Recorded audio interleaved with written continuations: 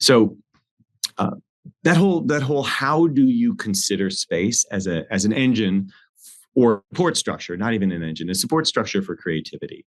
People who are creative professionals, how do they think and successfully collectively build creative product, especially like an architect. This is for an ad agency.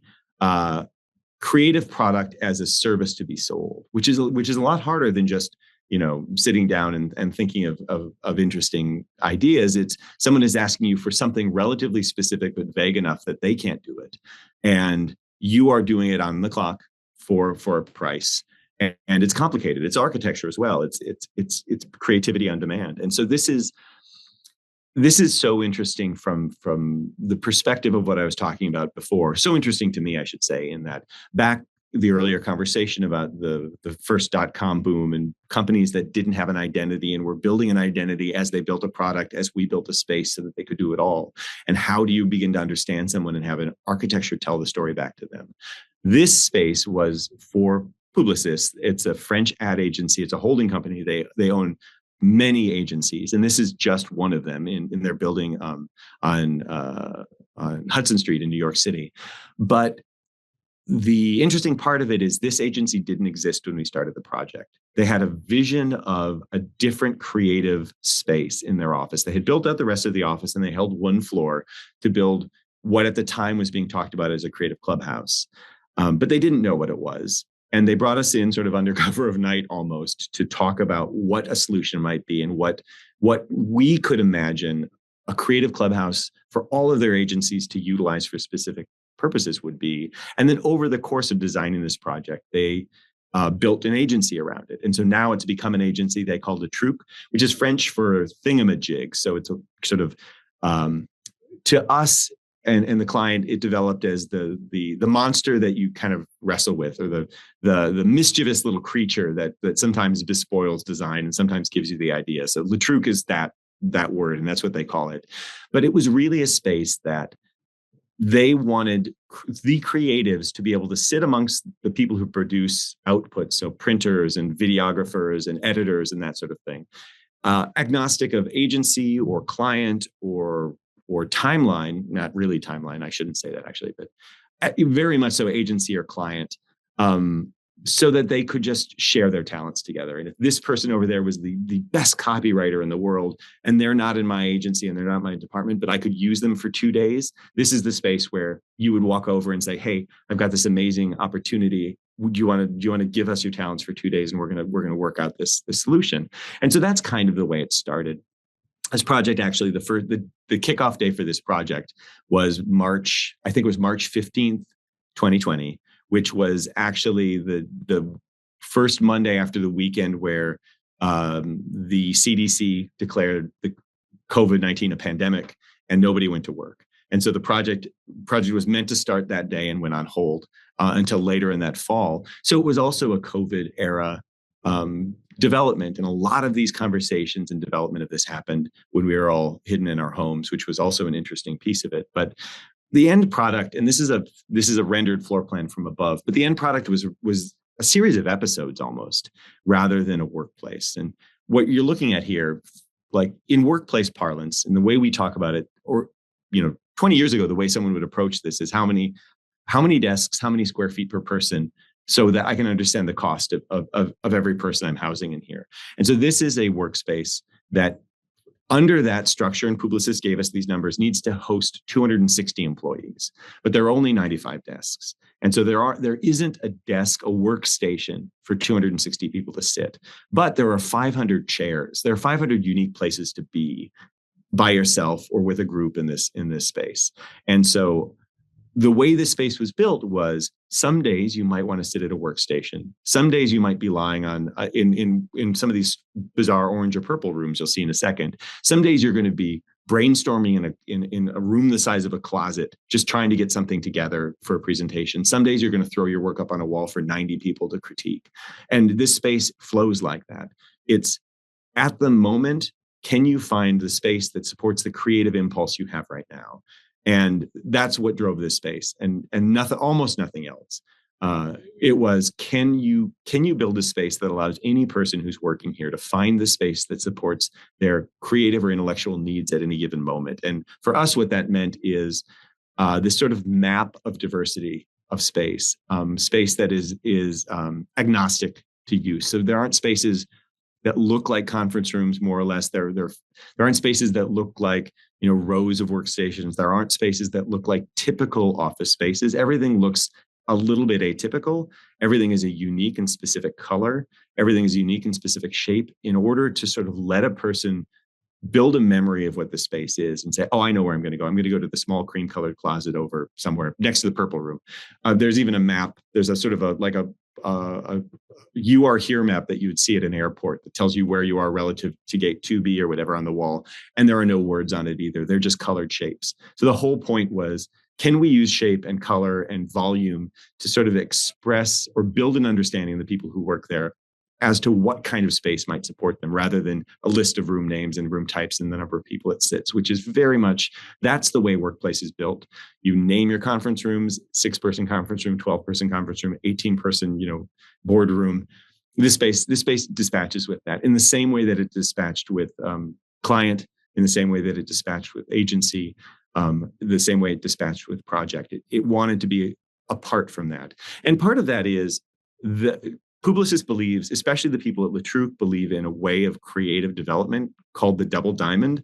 It's sort of like other creative process models. It's a way of thinking about how you build an idea. And in that sense, you spend a little bit of time coming up with as many wild ideas as you can. It's this period of creative expansion.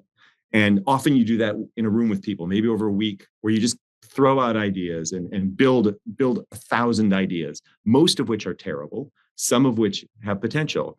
And at some point you stop and you sit and look at what you've built and look at what you've created, and start to throw away the things that are inconsequential or irrelevant to the problem, and you boil it down to the best of those ideas, and you refine that idea.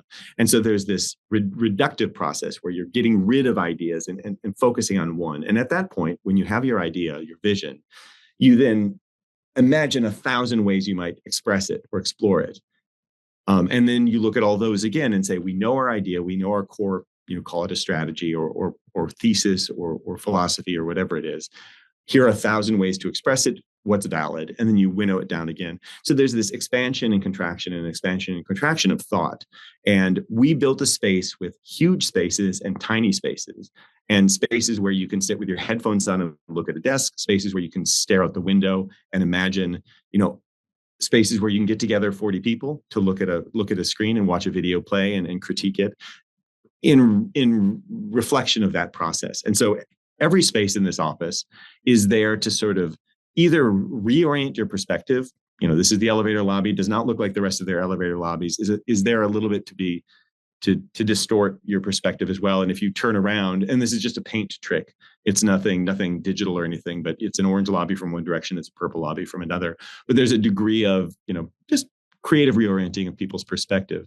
But once you get into this space, it's very much a series of seemingly abstract or a group of rooms that sit relative to one another and in a sense don't seem to have a sense of order or hierarchy to why they're there or why they're where they are. There is a structure and an order to this. There's a master plan behind this, but it's working as hard as it can to be atraditional to what one would expect out of an office, which is you kind of know where reception is, you kind of know where the meeting rooms are, you kind of know that if you go to the corner, it's going to be a big boardroom. If you go down a long row, it's probably going to be workstations. This is nothing of the sort. And that was intentional. The color choice was intentional, both to make spaces identifiable in things other than words, but also to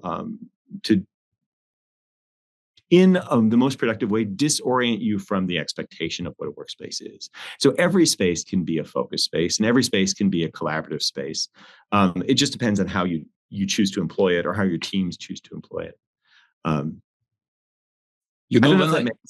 I saw the picture of this project, I was like, Lionel, we have to get them to the interviewed, like, this is such a good project. Like, you can even feel the creativity from the picture, and that's such a hard thing to do with architecture. But I want to just mention something that you told before. The creativity is not that to bring one good idea and go with it. You mentioned that you have to bring everything in the table, then pick from that. That's when you can say that this is creativity. Like, and you can't predict, like, you can't be specific. You have to just experiment with them, test them, and see if it's gonna happen or not. And one thing is, I want to ask you, is the timeline of this was happening. Like you mentioned, it was during the start of COVID. So Right. COVID exactly like introduced a new lifestyle. So how you can just manage to get like get the wrap on that, like how to make. Did you thought that it's gonna pass? It's gonna end right now? Like, what was the idea there? You know, it's so interesting because as you look at these pictures, and I didn't even really realize this, but the fellow who's the Publicis North American Chief Creative Officer is a great a great advocate of ours and someone we work with closely, a man named Andy Bird. And we were talking about this space, and he offhandedly mentioned that, you know, we designed it during COVID. We designed it in a large part as a diaspora, right? Everybody in their own home, everybody separated from one another. The client was separated from us. We were all doing this on Zoom like we're doing now. But we did not design this space like a lot of spaces during COVID were being designed as, the world will be hybrid, or the world will have 6-foot circles around them so you don't get too close. And this is what we're going to design for the future. This space is not a hybrid workspace. This is a space which is intentionally and deliberately about being together. So most of these rooms, like that interesting chartreuse colored sort of little phone room, that fabric covered room, or many of the conference rooms you see here, they're not built or organized around bringing remote participants into the communication with people in the office. The idea for Le Truc, even in the midst of the pandemic, even in some of the darkest moments in the midst of the pandemic, the assumption was we're building a space where our people will come together and create. And the space is built around being together. And I think that was deliberate and very intentional and focused, a focused attitude from Publicis, which was they wanted a space where the 80,000 people who work at Publicis can aspire to be at the creative center of. And that was what this was going to be. And so it wasn't a place where you could aspire to zoom into. It was a place where you could aspire to be. And that had everything to do with how he approached it and why it looks and feels sort of the way it does. And again, it's one of those spaces I wish we could take you through, because the journey and the meander, the little derive you take through this space, is actually part of the design process as well. It's moving through it and approaching it from different perspectives and selecting from what it can offer you based on the path you're traveling through and your instinct or your memory of it. There's a lot of memory going on in this space too, just because of how it's laid out.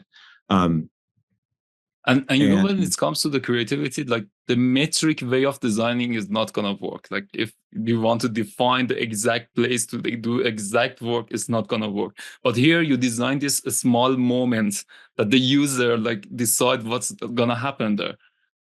Yeah. And users and groups, you know, sometimes it's about an individual, sometimes it's about a small group. It was, you know, and I don't want to talk too much about our clients' business success in these spaces, but you know, a few things. This space was done.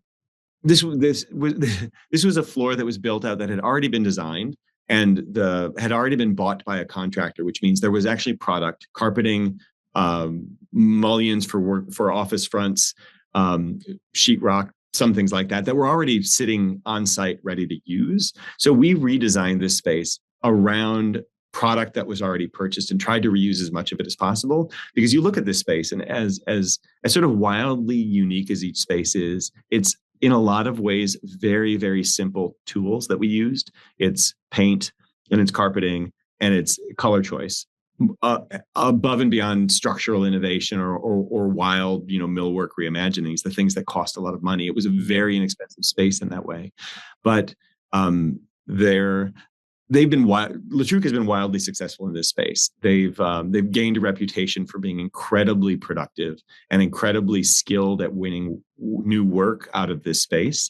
And this is from Andy, whom I mentioned earlier.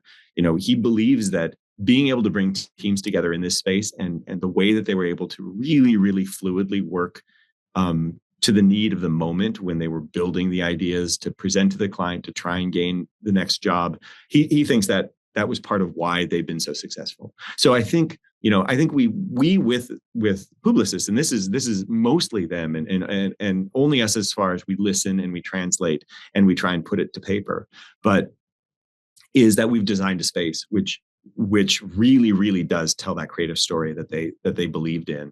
And it's been working really, really incredibly well for them. And that creative story was all about diversity, to your point. And I think this type of space works especially for the creative industry. But what about for those that are not in the creative industry? And even like I can imagine for the older generation, were they able to easily adapt in this type of workspaces? You're right. And we would never push. It's part of our ethos as well, but we would never push an idea like this onto a client who couldn't work this way. I mean, we have very traditional clients. We do a lot of we do a lot of real estate offices because we work in the market and they like our work and they hire us to do their offices. We've done, I think, 5 or 6 really large real estate development groups in New York alone. And what we seek to do there isn't impose something like this on them, but there are concepts here within this space that anyone could use and anyone could find real value in, alternative ways of sitting. I always think that, when you walk into a room and you sit at a conference table, and every room has a meeting room and every meeting room looks the same, and it's 4 chairs and a table and 4 chairs on the other side. If you sit across from someone, in a sense, you're already an adversary. You're already opposed to them across the table. It's sort of what I meant by the room shapes the relationship. If you have expectations for what your role is in a room, I sit at the head of the table or I sit on the bench behind the table, you're going to adopt the attitude of that role. But if you sit in a room that you've never been in before, where the roles are ambiguous and it's not an adversarial table, maybe you're sitting on a sofa next to somebody, or maybe you're sitting, on a lush carpet, in a room where you can just kind of lie back in some 60s Italian style. You're going to have a different relationship to the people around you. And even the most conservative companies, maybe not plush pink carpet and spongy grass-like furniture or something like that, but a different way of sitting relative to one another, of being face to face with someone.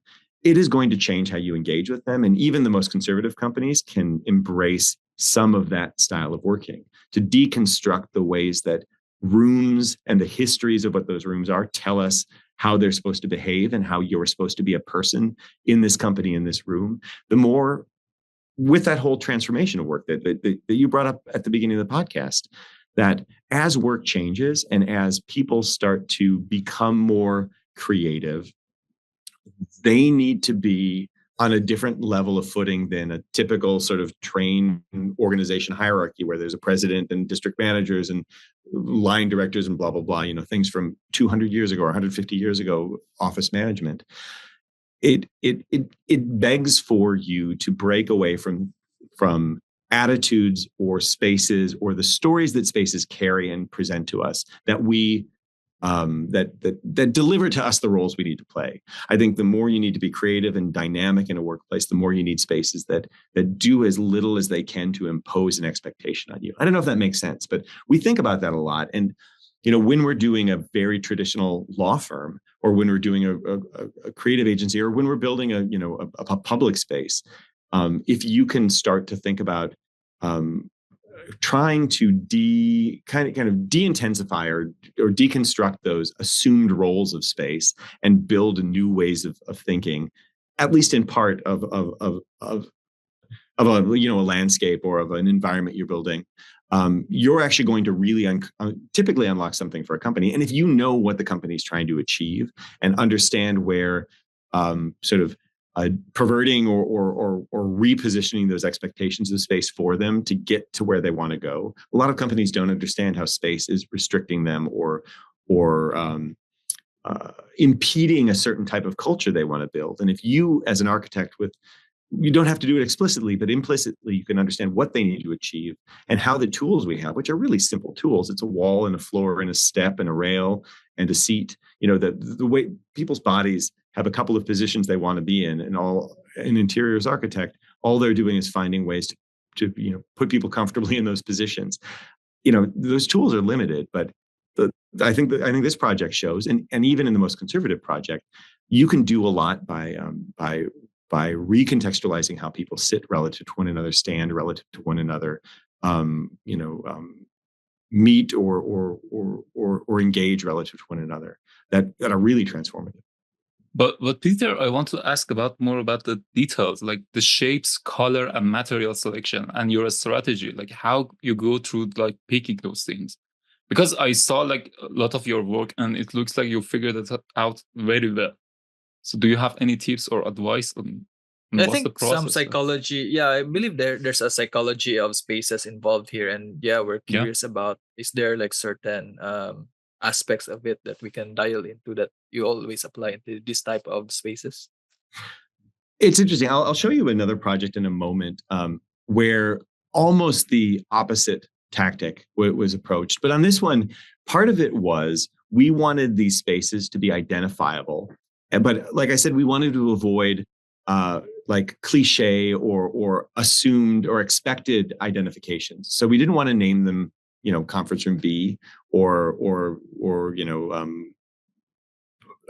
a name that told you what the room did. So color helped us a lot, and you'll notice they're not monochromatic, but there's a sorry, I'm keep running through the same images. But for instance, let's go to the purple room, because it tells that story very well. So this is an elevated platform in the corner of the floor. It doesn't have walls, but it has ways to shape the space. And you could draw that curtain and have a small room to yourself, not acoustically, but visually. You can cluster those big puffy chairs around each other, or you can turn them to the window and face out the window. We didn't want to tell you what that room was, because it might affect the way you think about using it, right? We wanted just it to sit by itself. And so we have this sort of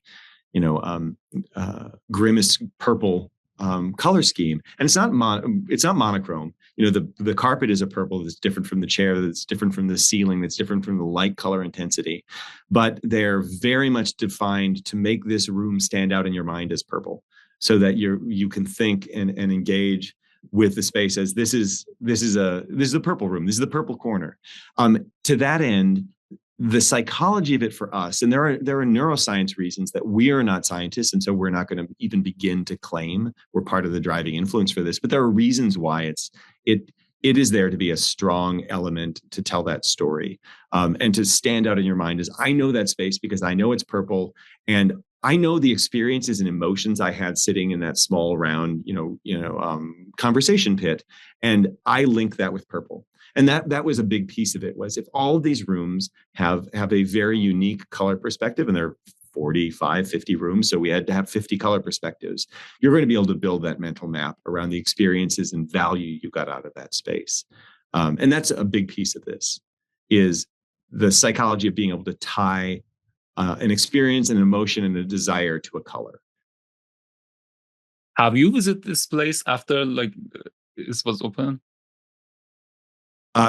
Yeah, in fact, I mean, we have a lot of clients for whom it's a big part of our practice, actually, to stay connected to clients. We have a lot of repeat clients for whom we've done 1, 2, 3, 4 additions, renovations, moves. And I think part of that is we stay deeply engaged, because if our thesis of this whole firm is that we can build a space which understands where you want your company to go and how you want your teams and people to be successful, and we can build it in space for you, we owe it to them to revisit and see where we're right and see where we're wrong. So we've been to this space quite a bit. It's interesting. The space, it's in a building with 18 floors. This is the 15th floor. It is routinely full. In fact, a little bit oversubscribed, whereas the other floors aren't. And they don't have a standing mandate, if I'm not mistaken, for people coming back to work, but people come to this floor. People come to work here, which is great, because that was, like I said, even designing it during the pandemic, that was one of the design's aims, was to build a space for people to be together and not a space for people to remote into. And they're coming. If you go on it's the new world. On a Friday, it's empty. But if you go on a Tuesday at 3 p.m., it's packed. Actually, if you go on a Thursday at 6:30, just the way their work works, they work long hours. It's full of people hard at work, and they're at work in all sorts of different environments. You'll find, in fact, that last time I was there, there's a woman lying on the purple sofa with her computer on the ground writing copy. It was just where she thought that she was going to be comfortable. It was her focused workspace. Sometimes there are 6 people in there having drinks. Sometimes there are 2 people having a serious conversation. Occasionally it's a woman crashed out like at the end of the day on a Thursday trying to write something. But you know why I asked this question? That was because I had this like class in university that was teaching about how people behavior changed to the spaces that are located in. And I wanted to know, when you have this such a variety, like, do you visually see that the pattern of people like behavior in this work space is gonna change or not? That's a hard question to answer honestly, in that when I go visit, I'm usually recently, and this space has only been open. It's been open now for about a year. We owe it to them now to really sit down and analyze the space, to have open communications with the employees, and to find out how they use it and in what ways it's working and not. But when I walk through, to talk to meet people there, to take people on tours through there, you get a sense of how people are working. But it's hard to, like you were asking, really understand how they're working dynamically differently from space to space. I would argue what we would have to do is I'd have to bring a couple of my team members, and we'd sit there for 6 hours a day for a couple of weeks and work out of their office and observe and talk to people and assess sort of how the space works and build a story, or report back results. And we're doing that for other clients right now. There's a large finance technology company in New York, and we are 4 months into an 8-month observation period on a project we did for them to really understand. We did a test project for how they might work differently, and it had different orientations of desks, different team structures, different meeting and collaborative space structures on a couple of different floors. And we've been watching them and interviewing them and periodically meeting with individuals in leadership for months now. And at the end of 8 months, we're going to produce a report on how it worked, what features were more useful or less useful to their process, how teams found themselves working differently in unique ways or working less efficiently or less happily. And from that, we're going to then build a new model for the next generation of workspace for them. So that is something that I think is really valuable. It takes I say all of this, and it's the stuff that I get excited about as a designer, as an architect, but it's also not every architect's, thrill to sit and watch people, work at their computers and meet in a meeting room for, a couple of days a week for 8 months. But I think when you're really building sort of it's anthropology in a way. You're watching a community operate in an environment and assessing how the environment affects how they operate, or how they operate affects the environment. And that's exciting. I had mentioned at the beginning, I came to architecture very late in my career. I have a degree in psychology, and I was a research scientist in an earlier career there's a huge research institution in the U.S. called the National Institutes of Health. It's government funded in part, and I did neuroscience research at the National Institutes of Health, very much in a microscope, looking at cells and culture. It wasn't very social, and that was part of it. It was really exciting to me. It's the way I like to think about things, but it wasn't social. Architecture is intensely social. So what I've been trying to do my whole career in architecture, I quit that job. Worked my way up to having a portfolio that I could get to grad school with, which took a while. And I think ever since I've been trying to figure out where psychology and where that sort of interest in research process and design kind of meet. And that's a lot of what we do here. It's kind of how we've built our company a little bit. The influence of me coming to A+I, I think, has pushed that a little bit more, but it was always there. I mean, I walked into a firm that felt like a natural fit, and it's the kind of design that I feel is what makes a project like this a really exciting project, because it almost in and of itself is an experiment. building all of these different environments, like you said, and seeing how people work differently within them, and understanding how it changes their behavior, or their behavior changes the way the space gets used. Really fascinating. And when you get it right, and I believe in this project from a work perspective, I think we got it right in a lot of ways, and their people are thriving there, and you can tell that it's an exciting place for them to work, and they're having real success. And in a lot of ways, if you can make people's workday is a joy, in part because the space allows them to bring all of themselves and all of their energies and talents to a space, and feel like they're being supported. Boy, that's great. I feel so great. I hope you enjoyed watching this video, and you can also share this with your friends and colleagues so they can use these ideas in their designs. In the next episode, we will review another creative project, but with completely different approach. Up next, Squarespace.